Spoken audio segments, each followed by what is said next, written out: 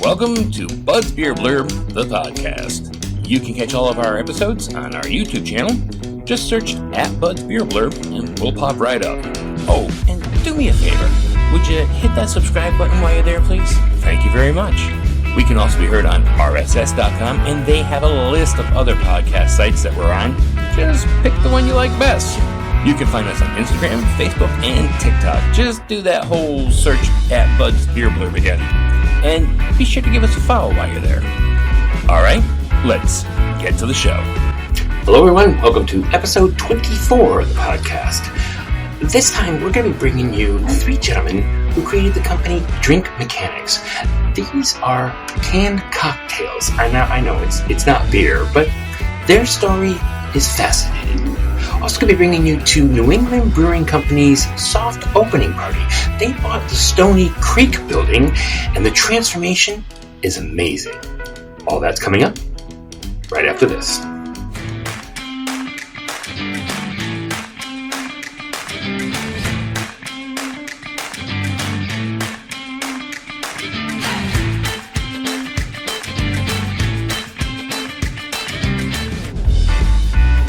In the studio today, we have the creators of Drink Mechanics. We have Aaron, Taylor, and Dylan.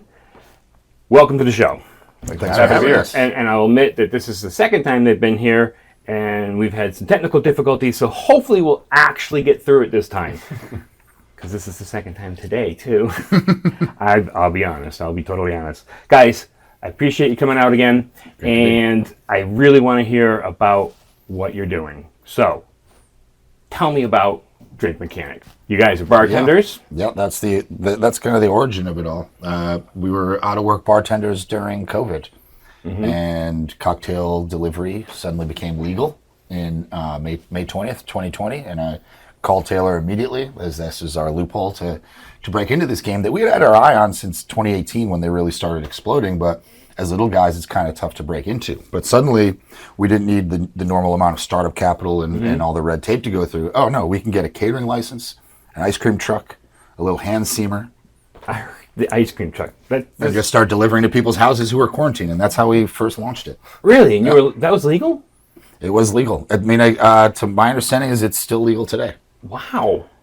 Some of the specifics changed. When it first stopped, there was, you have to serve it with food. And they started to dial in, it has to be, hot food that has originated at the kitchen of where, they made it harder over time. But you can still go to any kind of restaurant and get a beverage to go. You just have to put it in a sealed container. It's really up to the individual business if they want to do that. I mean, they have to be prepared to put that in some sort of sealed container that they can give to the guests. Right. Okay.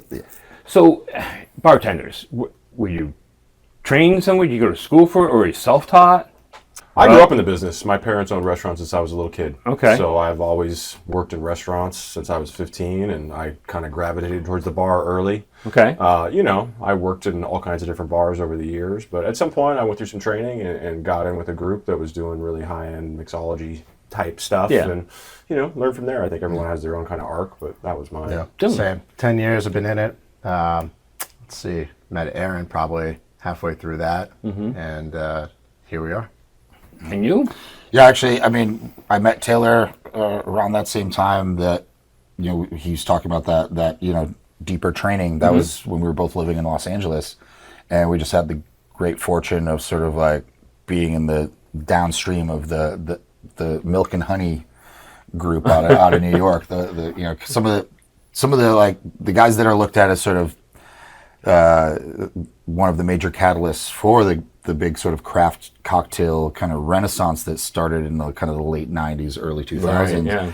And it just so happened we were in LA when some of those guys came out to LA to do their thing and spread the knowledge. And we're, I'm proud to say I'm part of that family tree now. Okay. That's really where all those roots kind of come from, and then spent a lot of years out in the West Coast and then here as well, doing a lot of consulting work and bar programs and menu design. So we've probably got we've got thousands of cocktails in our arsenal to potentially pull from. Yeah. Okay, 40. But right at the moment you have 4. We have 4 cans on the market. Yeah, 4 cans on the market. Soon to be 1,000. Soon to be 1,000. All right, pick one and tell me about it. So, my favorites, love it when you call me Big Papaya, which is tiki cocktail, rum-based. I ran a rum bar back in the day for a while, so I have an affinity for rum, love it. But it's a plain of Mai Tai instead of orgeat and curacao, which are the classic ingredients in a Mai Tai.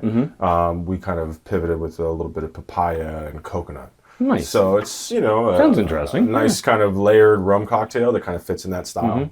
I mean, I'm a beer guy and bourbon. I love bourbon also. So, I mean, the cocktails is not something I really have delved into much. I did taste your bourbon one, and I did like that one, though. Bourbon. Yeah. But give me another one.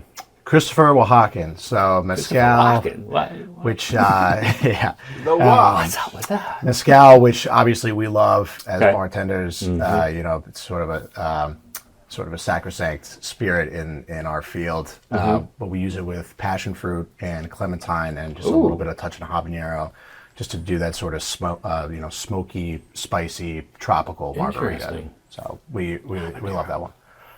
I mean, does the habanero stand out? It's it has more in the past. You'll taste it for sure. You backed off on it a little bit. We tried to get the flavor, so that everybody can enjoy it. Gotcha. Yeah, we want it to overpower. It's kind of one of those things. Like I want somebody that normally purchases mild salsa to still be able to taste this cocktail and enjoy it. Get the flavor, but not the heat. Right. Yeah, we try to capture all those flavors of habanero.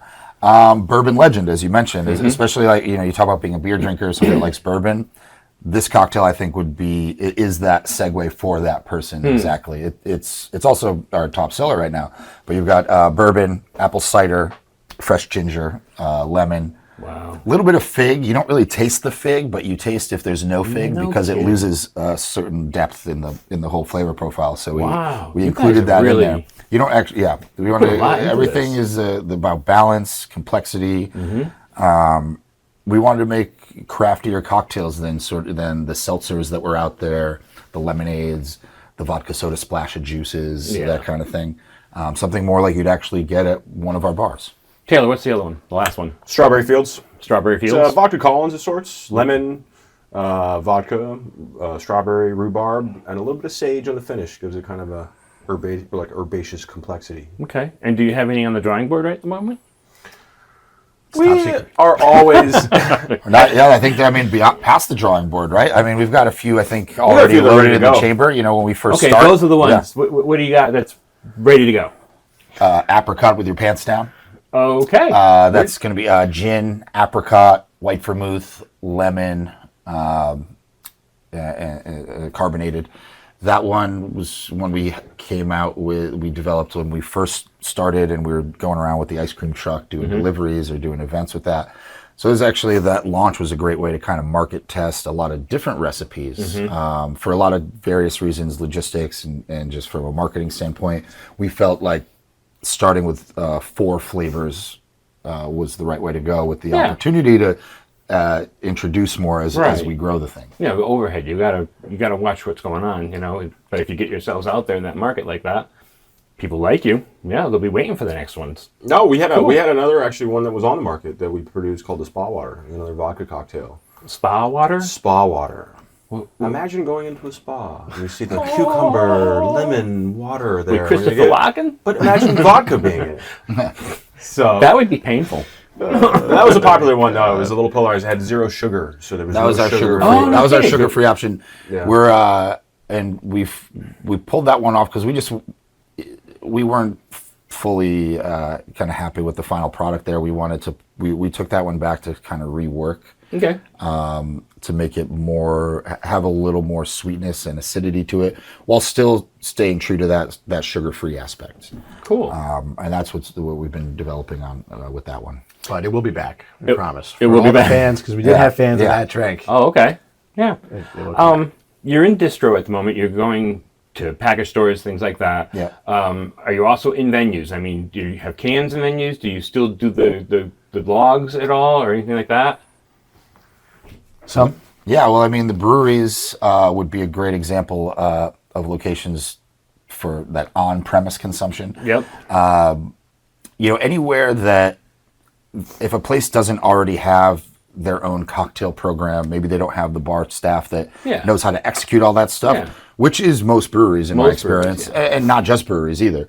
But your larger venues that need to want to produce quality at a higher volume, at a faster, more efficient pace, we do well with those. But I think that, for the most part, we're definitely in the liquor stores. Yeah. We created something with the idea like we want the customer to be able to have this convenience of this really delicious craft cocktail that they can take home and enjoy at their own convenience and not have to necessarily worry about going to a bar. They can take it anywhere. So it really kind of fits more coming from the liquor store side of things. Well, my co-host, you met him last time they were here, Nick, he actually got you guys into his package store. That's amazing. We love that. Yeah, he was so excited to be able to do that too. And that's a great way to support. We tell that to people all the time. Anytime we're doing events, tastings, and people are like, oh, where can we buy this? Where can we get it? There is a map on our website at drinkmechanics.com. But beyond that, it's like if you have a store that you normally go to, if they don't already carry Drink Mechanics, ask for us by name. I don't know a single store owner that's going to pass up a sale opportunity. Right. They're going to bring it in. That becomes a new account for us. Best way you could support a local business. You got this business going. It's running, correct? Do you still work on the side? We sure do. All three are like, Yeah. I sure do. Yes. We all work. We all work more than full time. Okay, and you're all bartenders still? Yeah. Yeah. Okay. Yeah, we all work part-time behind very different bars. That's supplemental income. We all have to still have to pay bills. Sure. And we grew this business from basically nothing. So rather than taking that money off the top to pay ourselves, we want to be able to reinvest that back into the makes company sense. and to keep growing Right. it. So in order to do that, we also have to work other jobs. Now, that's not definitely not something we want to do in perpetuity. It's not sustainable in the long run. Right. I think we'd all get pretty burnt out. But I think we're getting closer and closer to that point where this can be our only thing. Okay. So how many hours a week do you put into Drink Mechanics, do you think? Oh, geez. I'm sure it varies. Yeah, that's the thing is it's something you're not going to an office and clocking in. We're on the phone with each other. We're constantly in our own right thinking about how we can do our part to grow the business any way we can. So when am I not thinking about it? Right. There's always something to do.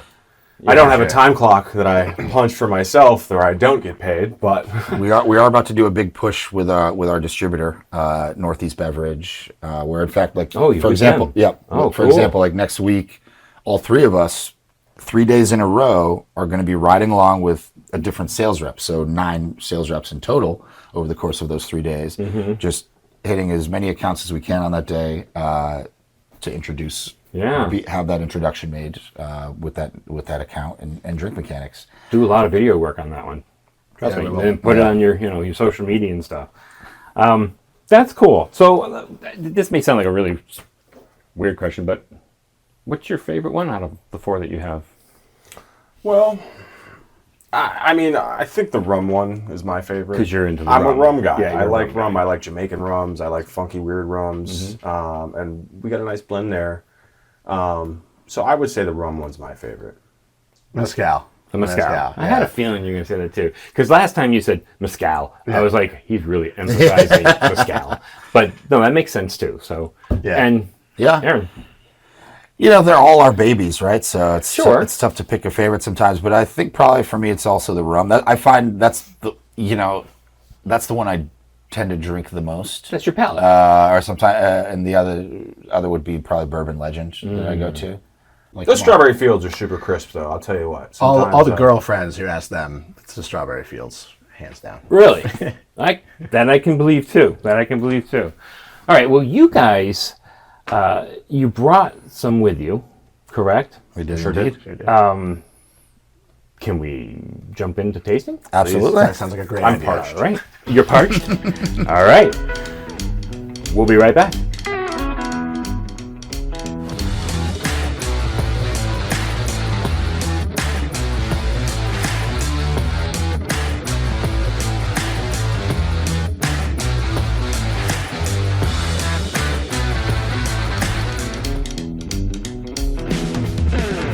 All right, we are back with the Drink Mechanics. You guys You have brought treats. You betcha. All right, so Aaron, what do you got first? We'll take you through the line here. I'd like to start off with kind of like the lightest one. Strawberry Fields, one of our top sellers for sure. You get a strawberry rhubarb vodka Collins with sage. With sage. With sage. Yeah, Wow. when we were R&Ding, we kind of actually tasted through a lot of different potential herbs to try here. And I thought for sure basil, mint, one of the more obvious choices like that was going to be the winner for us. But after tasting through them all, it ended up being the sage. The sage has this great kind of earthy quality to it. Yes. Which we found really balances those bright fruits of the strawberry and the rhubarb. Vodka, lemon, carbonation, rounding it all out. So what am I gonna experience first? What's the predominant? The strawberry? Definitely get the strawberry and rhubarb right up front, right away. That's hitting your palate. The lemon essence kind of more mid palate, and then it really finished. The sage to me is what finishes strong in the end, and that's where that like earthiness is the last thing you're tasting, rather than just sweet fruits. Right, because I'm getting like a tropical, so I'm guessing that's the strawberry and the citrus mixed together. That smells good. That rhubarb is nice and tart, kind of bright. Yes. I think it's also worth pointing out, just down the line, all the cocktails, to that goal of creating something more like a cocktail you'd get at one of our bars. They're a little stronger than most of your cans. They're that you see out there. They're 10% alcohol. It's all real fruit, nothing artificial, all gluten-free, no added sugars, just what's coming naturally from those fruit sources. Please. That's all yours. I got another case in the car if you want to talk about it. Oh man, no, that's a lot of flavor. Yeah. I mean, it just your eyes are practically watering. Get so much flavor. Wow. Thank you. That in a good way. Yeah. But wow, that's delicious. And we designed the flavor profiles to be enjoyable both directly from the can. You pull this ice cold can out of the cooler, it's ready to go. But if I'm at home and I have all easy access to this stuff, I'm pouring it over ice and enjoying it that way. So it really works either way. Absolutely. Cool. Well, let's move on to the next one. Dylan, what do we got? Yeah, so next one up. This one is my favorite, as I was saying earlier. So this is the Christopher Oaxacan, okay? Oaxacan in a reference to Oaxaca, Mexico, one of the states where they make mezcal. So we paired this with passion fruit, clementine, and habanero, just for a little touch of habanero, that's really interesting. Because there's quite a few beers out there that will put a little jalapeno in it or something, and most of the time I find it's just too much. It's way too much. So I'm very curious about that's oftentimes a problem, and it's tough with chili peppers, I think, to sometimes have a consistent spice level. Every pepper is going to be spicier or less spicier than the last. So finding that consistent level, but oftentimes just spicy drinks, it overpowers everything else. What am I catching first? Definitely on the nose, you're getting vegetal and capsaicin from that habanero, right? But what's going to hit my tongue first? When I would say you're going to get the brightness of the passion fruit, and then that smokiness of the mezcal is going to be up front, and then you're going to get the balance of the clementine. Really cool. All right, well, let's give it a taste. The heat on the back end. Oh my God, yeah. But it's not like overpowering. It's a slow build. Yeah, okay. I see what you're saying. It's sitting on the... just you wait. Well, it's not poured on the computer. I think it does build a little bit with every sip. One of the things that I love about habanero peppers in general, and something that I think gets overlooked because they're so spicy, is that they have a lot of natural tropical fruit flavor to them. Habaneros do, that like that pineapple and passion fruit flavor type of direction. It just gets lost on the immense heat that hits you if you try to take a bite of habanero. So really stretching that out and watering it down in the cocktail. Yeah. it's actually boosting those tropical fruit notes that we've already added, like with the passion fruit. It definitely lends itself to pairing with mezcal. That's nice. I like that though. That's cool. I will say, I think we're all in agreement on this. I think on the next run, which we're going to be doing in the next 30 days, we want to kick the habanero up maybe about 10% from where it's at right now. Okay. The old iterations, I think, were too spicy, and I think maybe overcorrected just a little bit. So where this is at, I'd love to see that maybe 10% more habanero. Okay. So, Taylor, what do we got? Next we have Love It When You Call Me Big Papaya. Papaya. This is a tiki style cocktail. So it's plain of Mai Tai, Okay. a little bit of lime, a little bit of papaya, some coconut, and a blend of rums. And it's a little bit of bitters as well, kind of that classic tiki vein. Really? Yeah. In a can. That's in a crazy. can. Yeah, it's I'm wild. just going to reach in and grab one, okay? There we go. Please. All right, so what am I catching in the nose? So you're going to get those tropical fruit flavors on your nose. You're going to get the fruitiness kind of coming off. I get all papaya and coconut. Yeah, definitely. And the rum. You're smelling that French rum. And I'm not a rum guy. So I mean I can smell alcohol, but I wouldn't identify it as rum. My palate's not. I think once you taste it, you're going to get there initially. You're going to get, your kind of citrus that moves into your tropical notes. You're going to get a little bit of coconut in the back end. And then the rum, kind of like a good rum cocktail, is going to kind of leave your palate kind of wanting more. And that's going to be your kind of, the end flavor. That's interesting. And the bitters, I think I get all in the finish. And the bitters are really help, I think, kind of dry out the finish. So it's not just a fruit bomb. Unfortunately, even though this is both probably mine and Taylor's favorite, it's our slowest seller. And I think for the most part, that's because people see tropical fruits and rum, and they think it's going to be this over sugary, sweet, fructose nightmare that they had on vacation. That's what I was expecting, kind of, but like that like really sugary rum punch kind of thing, and it's not that at all. And the bitters really are the Angostura bitters have a lot of baking spices. Yep. And really serve to kind of dry out the palate in the finish. So that's where all that's coming from, are those bitters at the end. That's nice. It's sweet, but it has a tang to it, and then it has dry that finish. warmth. So Yeah, it dry evolves. finish. You Yeah. know what I mean? It's neat. One note. Yeah. Cool. Which is what we strive for in all these cocktails. Yeah. You get a lot out there, and you see one note. This is blackberry, or this is whatever. We wanted to create something a little more complex. Yeah. Cool. All right, 4 more cups, and the fourth one. Yes. So probably our top seller that we introduced, was it last year? So this is a newest one. the most 23? recent cocktail, yeah. Bourbon Legend. So this one's fun because it's also extra local. We actually bought the bourbon barrels from Litchfield Distillery. Oh, cool. I like those guys. They're great. Yeah, good guys. Really great. It was a really kind of a happy circumstance. We were looking originally, kind of sourcing bourbon from the same factory in the Midwest that everybody sources from. Okay. Unless they're one of the 4 major distilleries that make their own bourbon. Mm-hmm. Everybody's sourcing from MGP in Indiana. Mm-hmm. But we looked at kind of crunched the numbers on it. It's like, oh wait, after freight and shipping this, from Indiana, we can actually get a better bourbon from a local producer at a lower cost to ourselves because it's right down the road. Right. And so that's the direction we went. So these keeping it local is good too. Absolutely.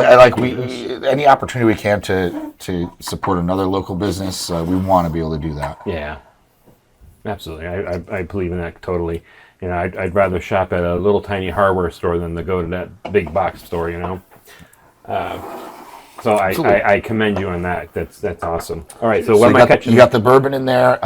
Again, apple cider, ginger. I got lemon, and a little bit of fig that really just adds to the depth of the whole thing. You don't really taste the fig so much, but you would taste if it wasn't there because they'd be like, oh, something's missing. It's a little thin. But essentially what you have here is a whiskey apple cider mule. It's interesting because normally you can pick out one by one, but this is blended so evenly. It's all kind of at once. You know what I'm saying? Mm-hmm. It's not, it's bourbon. It's it's... Yeah, it's balanced. It's balanced. I definitely get mostly apple on the nose, and And then for me, on the palate, it's a lot of the ginger and apple together. Bourbon with the bourbon right behind it, supporting it. Yeah. You know, it's funny. You'll get when we're a lot of tastings that we'll do, and when we're pouring samples for people, I get a lot of people say, I'm not really a bourbon person. I don't really like whiskey, this and that. It's like, well, just give it a try. It ends up being their favorite one. Yeah. You know, because it's not punching you in the face with the whiskey. Right. It's a little more subtle. These are, you know, I say these drinks are all kind of sneaky strong. They are 10% alcohol. It's 2 servings in that can, but it's not overpowering from an ethanol, alcohol, you know, type of flavor to it. All 10%. They're all 10% down the line. Yeah. Wow. And all 12 ounces. I mean, if you go to a cocktail bar, Yeah. you know, you're lucky to get a 6-ounce drink. You know Right. what I mean? So That's crazy. Now, a 4-pack of your product. Yep. What does it go for in the package stores? Well, $15. The MSRP 15? for the vodka and rum is $13.99. MSRP for the bourbon and mezcal is probably $15.99. $15.99. Just a couple bucks higher. Yeah. We like craft you know, beer. we can't set this we can't tell the stores what to charge, and so Right. it varies a little bit from one store to Sure. the next. Sure. But we set the prices, the wholesale price, based on the wholesale prices being offered by some of the bigger national brands. I don't know if I can. I probably won't say their names, but don't. but the idea being like we want it to be price wise, competitive, and in line with the biggest national brands out there. That's awesome. And so that's where these are at. Yeah, but we can't control, you know, individual liquor stores have their own formulas, and there's guys out there where I see like, oh, really, you're going to sell it at that price, but hey, you know, they got to make a buck. They know what they're doing. Can't tell them you know? what to do. It's like you hear. I can only subtly be like, well, you know, so and so down the street selling it for $12.99. Well, I mean, They're moving like hotcakes. Well, it's like according to the That's media, retail, though. Arizona Iced Tea still sells their big tall boy cans for 99 cents. But I've been the local place I buy them from. They're like $1.27. So you live in West Hartford, so that's your, you know, oh yeah, everything depends on West Hartford. that's the West Hartford cat's tax. out of the bag on that one. So, apricot with your pants down. Apricot with your pants down.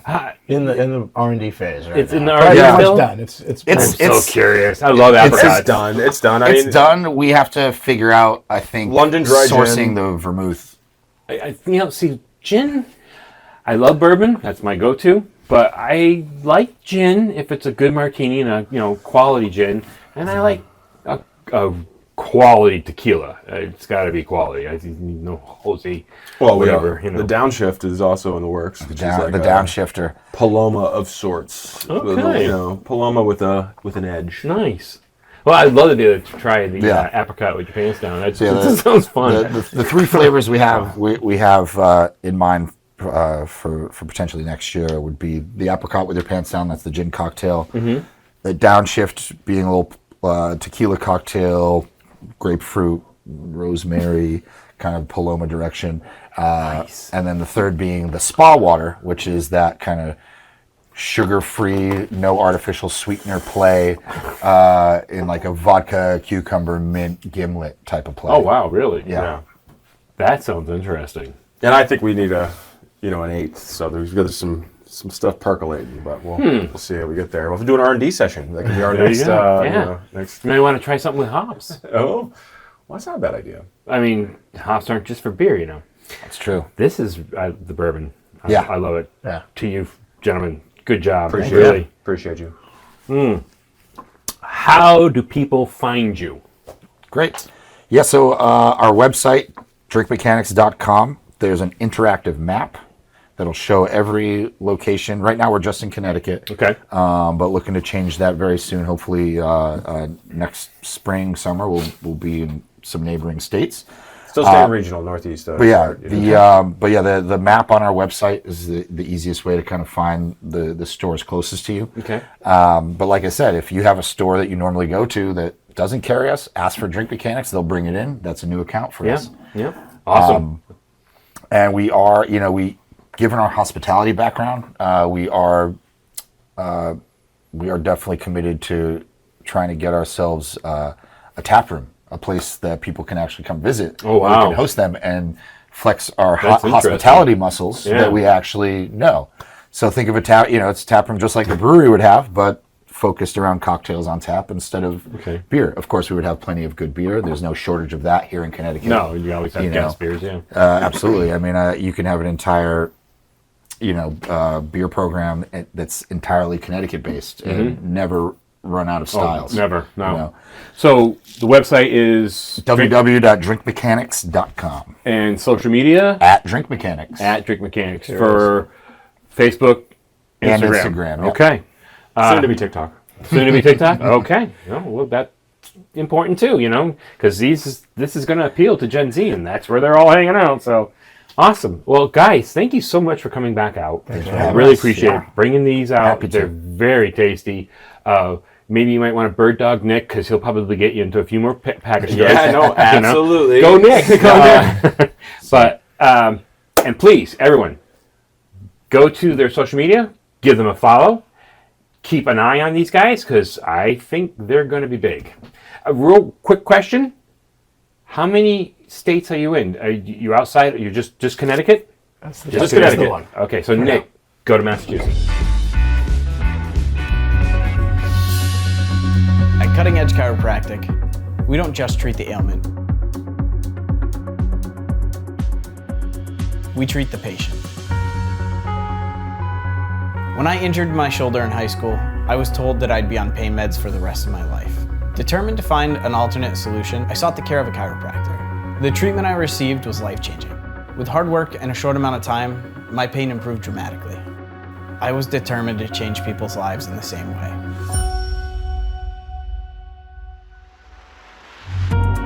At Cutting Edge Chiropractic, we believe in giving people the knowledge and the tools to take charge of their own health and improve their own lives.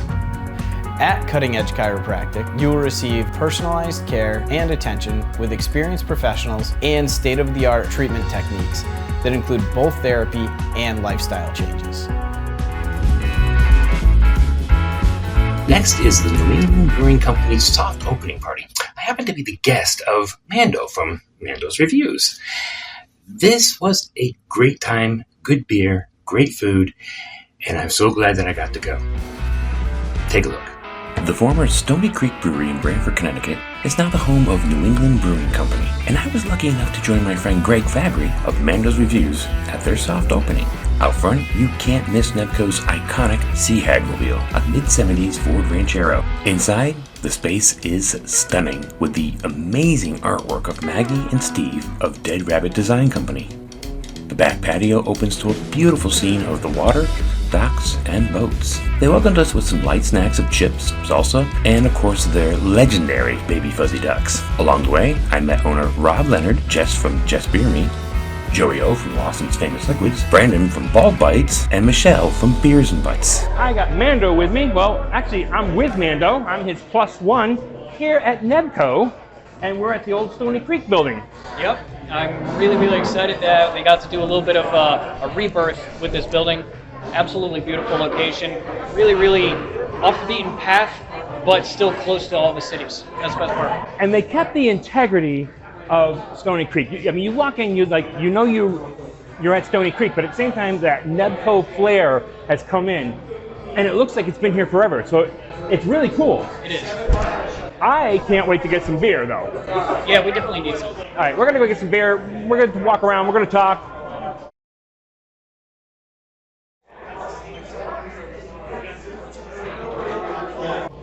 Well, first beer at Nebco, Fuzzy Baby Ducks, of course. It's an IPA. It has an ABV of 6.2, and it is a single hop Citra. Let's see what the nose says. Lots of citrus. Pineapple. Some mango. It smells delicious. Let's give it a taste. A little dank at first, but nicely sweet. Yeah, mango. A lot of citrus, a lot of tropical. That's tasty. Out of the tap is always best anyway, but this is fantastic. Yeah, I got a friend he loves this beer, and now I see why. I'll be tipping one back for you. Well, if you're gonna do Baby Fuzzy, then you gotta do Double Fuzzy. This is basically the same exact beer, but it has an ABV of 8.2. Smells quite the same as Baby Fuzzy Ducks. Smells delicious. Let's give it a taste. Oh yeah. It's got a little more of a kick to it. At 8.2, that's kind of my speed. Yeah, I like that. The alcohol is not overwhelming in any way, but it's there. More so than the Baby Fuzzy Duck. So this is a 4.5. This is fantastic. We got a plain chicken sandwich, nothing crazy. I wanted to keep it simple, but I do have their aioli and some pickles. That chicken is so juicy, it dripped all over my remote. I hope that's going to work. All right. That is the juiciest chicken sandwich ever. Look at that. Very crispy, tender chicken. Flavorful breading. Nice crisp. Retains every bit of moisture, but it's not undercooked. The aioli, it's simple. It's very creamy, but it's not spicy. That's what it looks like. It's just a hint of earthy kick. That is very, very good. It's a basic sandwich, but I like it for a reason. I want to see it simple. That's a 4.5 out of 5. By the way, this is Nebco's, best beer. It's called Schnitzenbulitz. I can barely say it because it's a tongue twister for me. It's one of my most favorites. I've always loved Schnitzenbugels. I'm going to interrupt Bud. Hey, Bud. Hey, what? I'm hoping yours can hear me. Can I try your taco? Yeah, here. Your taco. I said what I said. The show is Shrimp tacos. So you have some shrimp down. You have some slaw, grilled shrimp, a little bit of aioli, same exact aioli that I had before. Yeah. I'm going to qualify to rate it, but I'm going to rate it 4.25. Very spiced, very hearty. That's slaw. There's so much damn flavor in it. It's almost like a jerk shrimp with the amount of flavor that's in it. That is absolutely to die for. I love this. And I hate shrimp with a passion. I'm doing more of the aioli. Wow. God damn. Shrimp tacos are fire. I love them. That is very, very good. Perfectly balanced. It's hot and cold. It's yes and no. It's every single Katy Perry epitome that you can think of. the beer is good too. Can't go wrong. If you're not going to have one bottle, you got to have the other. Get down to Nepco and get yourself some beers here. Because let me tell you, this place is hopping now. This is going to be the spot to go to. Great beers, great atmosphere, great location. Nepco. Well, that's a wrap for episode 24. Thanks for tuning in, and stick around for more brew reviews, tours, interviews, and homebrewing tips. That and much more right here on Bud's Beer Blurb, the podcast.